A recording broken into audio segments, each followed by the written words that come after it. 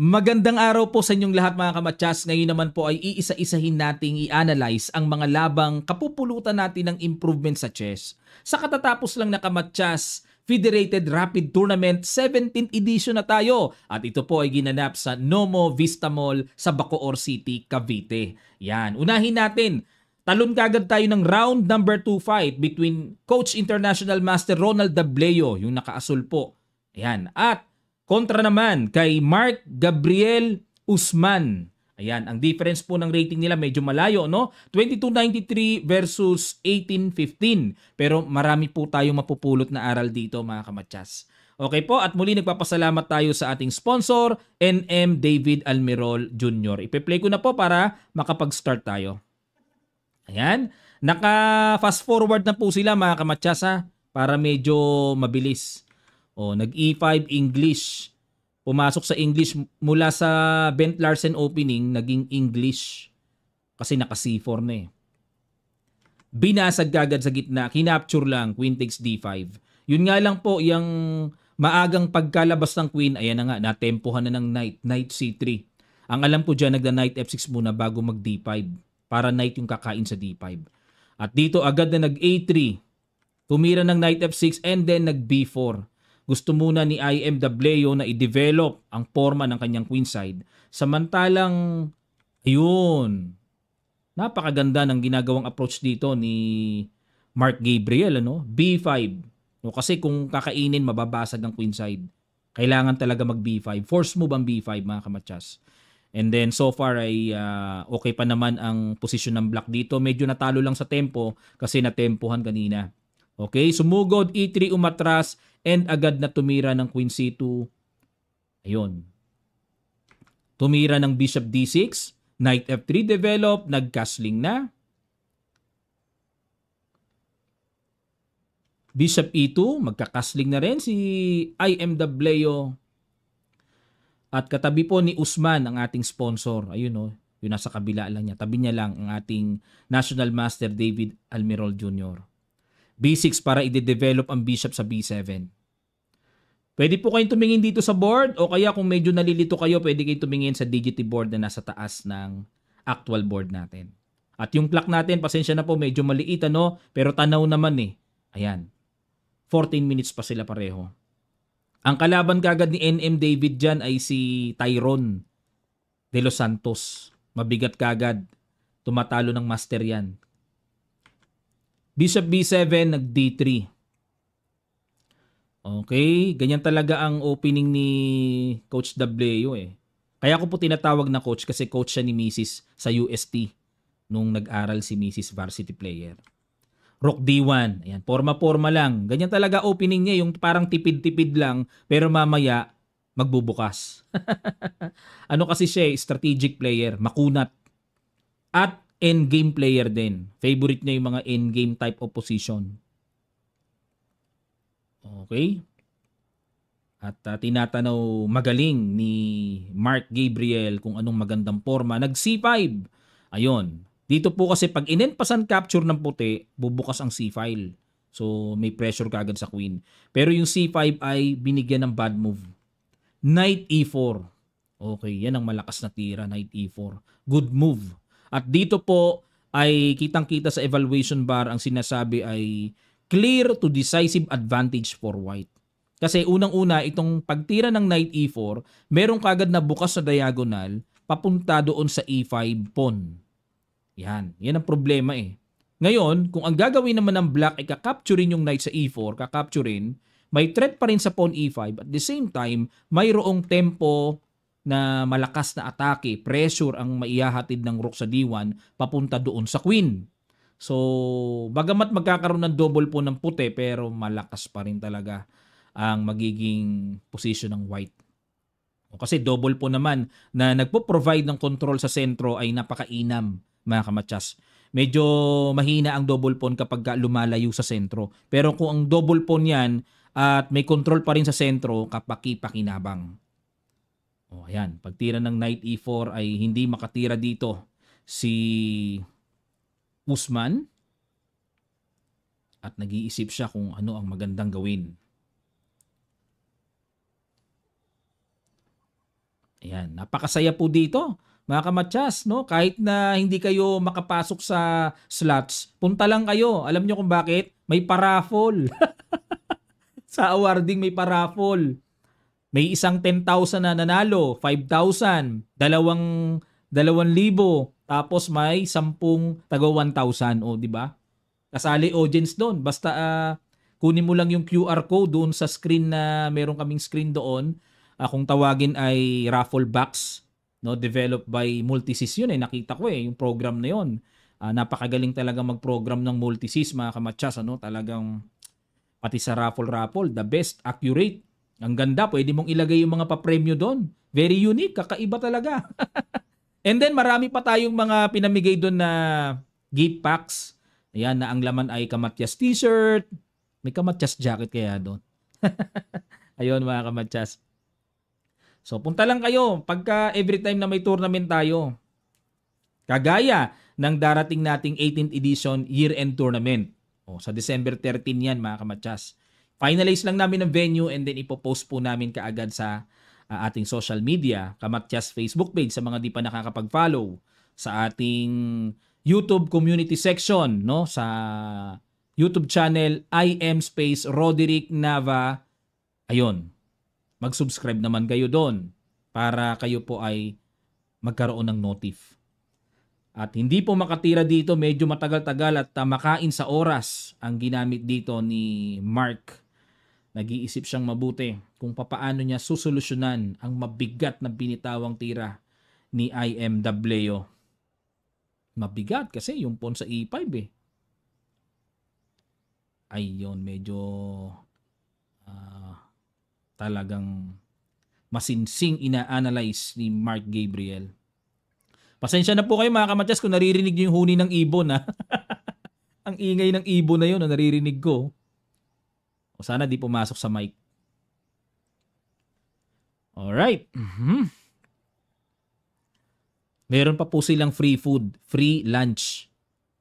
And ang target po natin sa ating 18th edition, mga kamatyas, ay 200 for open, 100 for kiddies, 100 slots for juniors, and 100 slots for women's division. Ayan. So, 4 divisions po, no? And tatawagin natin itong year-end or Kamatyas Year-End Chess Festival 2025. Kasi po, 4 na division abangan nyo yan, Abangan. 200 sa open, 100 sa women's, 100 sa juniors, and 100 sa kiddies. Unahan mag-register. Kung sino yung mga nakatutok talaga palagi sa ating Facebook page Kamatyas at sa YouTube, siya ang mauuna sa slots. Ito po ay federated, mga kamatyas, o may eligibility po tayo pagka federated. Kailangan active member tayo ng NCFP para mabigyan tayo ng FIDE ID. O sa mga hindi pa po nakakapag-register, magpa-member na po kayo. Popost din po namin yung link ng NCFP membership sa ating ipopost na details ng ating 18th edition year-end tournament, mga kamatyas. Malapit na po yan, December 13 na yan. Pero ngayon pa lang po ay talagang nagpe-prepare na kami para maganda yung ating magiging venue. At grabe, talagang grabe ang kinaing oras dito ni Mark Gabriel sa Knight E4. At maantok-antok na si Coach Dableo. Grabe technique ni ni Mark Mukhang patutulugin yata si Coach. Nagkukuya-kuya-koy si Coach Dableo para manatiling gising Tinan niyo yung binte. Kuya-koy Alright. Alam niyo, may ganyan ako experience Maantok-antok ako pag matagal tumira yung kalabang ko. May experience ako, nakatulog ako mismo Buti na lang yung kalabang ko pag tira, naririnig ko yung clock. Nung time na yon analog pa yung clock, hindi pa digital Ayun, kinapture na po. Talagang bumira na ng tira kasi otherwise mauubos ang oras talaga. Capture. So yan ang pinili. So ayun nga, kagaya ng nabanggit ko, may pressure sa D-file, naka-pressure dyan sa bishop, pressure sa E5, ayun. And then tumira po ng Queen E7. Ayan ang kanyang talagang tinimpla. Yun nga lang ay kumain talaga ng oras mga kamatsas. So dito pag kinain, kain, so dito pa lang siguro pag knight takes e5 baka mag knight g5 kagad. Oo nga no, knight takes e5, knight g5 kagad. Kumbaga, yung knight ay hanging threat sa e5 and then meron ding target dun sa pawn e4 na mababawi. So yan po yung nakikita ko dito, may target sa pawn e4. At hindi pinansin, nag-bishop c4 lang si IM Dableo. At para sa inyong kaalaman mga kamatsas, si IM Dableo ay talagang masasabing candidate grandmaster natin yan. Bakit po? 3 na ang GM norms niya, ang rating na lang niya ang kailangan paabutin sa 2,500. Kompleto na, grandmaster na. Pero para sa akin, yung lakas niya po, grandmaster na yan eh. Kulang na lang sa title pero halos ano na siya, grandmaster. I believe grandmaster title na rin siya. Yung strength niya, yung lakas niya, GM na rin yan. Matagal na po. Matagal na kasi marami nang tinalong GM si Coach Dableo eh. Rook D8, develop lang. Ayun, kinapture ng bishop yung pawn E5. At agad namang nakipag-exchange, knight takes at itinira na nga po yung knight G5 and ang bilis na itinira yung F4. Mukhang kwentado ni Coach Ronald at nag-bishop takes E4 and nag-queen A4. Ayun, umiwas. So dito po, kitang-kita na kung aalis yung knight, mayroong capture and then, ayun may target dun sa bishop eh. Pero masinsin at tinignan, bishop B7, hindi nga pala makapture yung knight kasi yung knight sa E5 hanging pa. So nag-queen B3 at agad na nag-knight E6. Ayun, di kasi makapture yung knight sa G5, laging may bawi sa knight E5. So nag-queen B3, sangga lang knight E6 para masangga yung pressure doon sa F7. Alright, so turn naman ni IM Dableo para mag-analyze at mukhang ganado na ngayon si Mark Gabriel. Ayun, nga lang ang oras, ang layo. 20 seconds na lang po si Mark and 10 minutes pa si Coach Dableo. Medyo malayo talaga ang oras, ano? Pagka ganyan, ang hirap ilaban. Kasi segundo na lang eh. Nag G3. O yan, kunat-kunat muna. Kunat-kunat, ingat-ingat muna. Kunat-kunat, ingat-ingat at napapatingin sa taas si Mark Gabriel. Anong tinira? Parang tumira na siya, no? Ayun, nag G6. Okay, para maiwasan yung F5. Okay. Kapag naka-fast forward, ang likot pala, no? Ang likot ng galawan. Pero yung mga katabi naman nila, prente naman. Halos di gumagalaw, no? Oh, medyo malikot maglaro si Sir Mark Gabriel. O siguro natitense eh, kasi yung oras niya eh. King F2 at agad na kinapture yung tore. Siyempre kailangan bawiin. At ayun, medyo slow mo ang kamay. Rook D8.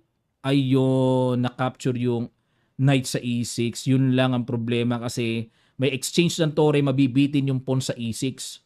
Yun ang gatma B, mga kamatsas. Mabigat. Ayun, no, may exchange ng tore, mahihiwalay yung queen sa pawn kaya nakuha eh. And then, pag king G7, agad na tumira ng queen D7. Ayun. At exchange, yun nga lang, bitin pa yung pawn sa B6. Nag-bishop E4 idea, magbi-bishop D3, hinay-hinay lang, nag-king E2 lang para walang bishop D3. Yun. At gumanon, kain, king E6, king D2. 4 seconds. Bishop G2, knight C4, bishop F1. Pinush muna yung pawn. Hindi makain yung libreng knight kasi po di aabutan yung pawn. And then, ayun, bishop B5, nag-E4. Ayan naman, para paganahin ng isa pang pawn, nag-E5. Bishop F1, king C3, gumanon, bishop F1 ulit, and E6. yan po ang malalang tira. Talaga matinding bitaw yan. Kasi wala na eh. O kinain and then hindi na po aabutan. So dahil hindi na po aabutan mga kamatsas, alisin ko muna yung board. O in-stop ko na po dyan eh. In-stop ko na dito. O alisin ko muna para kitang-kita. Kita nyo naman po mga kamatsas, ano? O ayan. Okay, push. Pero hindi sumusuko dito si Mark Gabriel. Ayun, sasabihin ko po sa inyo ang dahilan mamaya. 3 reyna na si IMW. O, 3 reyna na yan. Pero kung mapapansin nyo, napapakamot eh. Parang may problema pa rin si IMW eh. O, check. Ayun. alam nyo mga kamatsas, tingin ko nahiya lang si Coach W eh. Kung walang nanonood, baka imamati po niya eh. Kasi si Mark Gabriel, narinig ko na baka daw ma-stillmate. Ayan. Kaso na problema si Coach W, baka ililipat niya yung king dun sa kabilang side eh. Nandun yung pawn eh. Nasa G-file, di ba? O hindi kailangan niyang dalhin yung king doon. Marami-raming taboy yun. Itataboy mo yun, itataboy yun, di ba? Kung baga sa manok eh, tataboy mo hanggang makarating dun sa dapat puntahan eh. O ayun, kaso ang daming nanonood syempre, di ba? O baka nahiya rin na baka mamaya pinaglalaruan niya, tinuluyan na, minatchas na. Pero grabe, 3 reyna mga kamatsas, bihira yan. Okay, congrats din kay Mark Gabriel Usman. Alam niyo po dito mga kamatsas, mapamababa ang rating nyo o kaya wala mang rating, no? Makalaro kayo dito, panalo na kayo. Alam nyo kung bakit? Grabe, libo-libo po ang nag-register dito pero yung slots lang natin ang kailangang makuha. Ang dami pong hindi nakakapasok. Ang daming gustong maglaro. Ayan, pero darating din daw, no, sabi ni Boss David Almirol, ang ating sponsor, ay darating din ang point, 1,000 i-hit natin. Pero this coming December, 500 muna, patikim muna. Saka na yung 1,000 next year na mga kamatsas. Yan. Okay, so panalo ka na dito, makalaro ka lang, lalo na nakalaro ni Mark Gabriel si IMW, candidate GM yan. Abay, magandang experience, di ba? O maganda yan. Huwag niyong isipin yung mga talo-talo, yung experience ang kunin nyo para panalo palagi. Ganyan po ang opportunities na binibigay ng Kamatyas Tournaments. And nagpapasalamat tayong lubos na sana ay laging ingatan ng ating sponsor, NM David Almirol, na bigyan pa ng maraming biyaya na maipang susustina dito po sa napakagandang tournament. Free registration, may pagkain pa, mga kamatsas. Sangka pa, federated pa. O, di ba? Maraming salamat po mga kamatsas at magkita-kita tayo. O, wait lang, pakita ko pala yung standing bago ko makalimutan. Opo, nasabi ko po ito kanina, standing natin. Round number 2 bago tayo tuluyang magpaalam. Ito yung mga nangyaring ganap sa round number 2. O tingnan nyo, baka may mga kakilala kayo. O ayan ha. O, scroll down ko pero hindi ko na isa-isahin. Pero yan yung top boards. And then yung standing ng after round number 2. Susunod na lang po natin sa mga susunod na araw yung round number 3 best game na kapupulutan natin ng aral. O ayan ha. O yun o, sila Arquero Kevin, NM Mejia Giovanni. O ayan, malalakas din o. O di ba? Yan, yung iba po kasi mga mamaw, anong time na yan nasa Misamis Occidental. Naglalaro po sa 6th ASEAN Plus Individual Chess Championship. Nandun po yung iba eh. O kaya yung iba naman na hindi nakalaro doon, dito naman sa Kamatyas. O pero marami pa rin, tingnan nyo kung ilan. O kaya pa kayang abutin sa ilalim. Ayun oh, 150. Sagad-sagad. Marami pa pong mga nandoon na hindi nakapaglaro. Talagang hindi nakapasok sa waiting list. O sa kiddies naman, kompleto po ang kiddies natin, 50. Yan. Alright. So, yung kiddies results po natin sa pinaka last part ng video natin, sa round number 7 best game, pakita ko na rin po yung standing sa inyo doon. And then, sa mga susunod, siguro lalagyan ko na rin ng camera yung top board championship sa kiddies natin. And then, yung iba pang divisions sa mga darating pa, sa mga hinaharap pa. Kung magkaroon tayo ng juniors, women's, kiddies, lagyan natin ng camera yung top boards nila para meron tayong captured na po pwede makita. Okay? Maraming salamat po mga kamatyas at magkita-kita pa tayo sa mga susunod pang chess updates.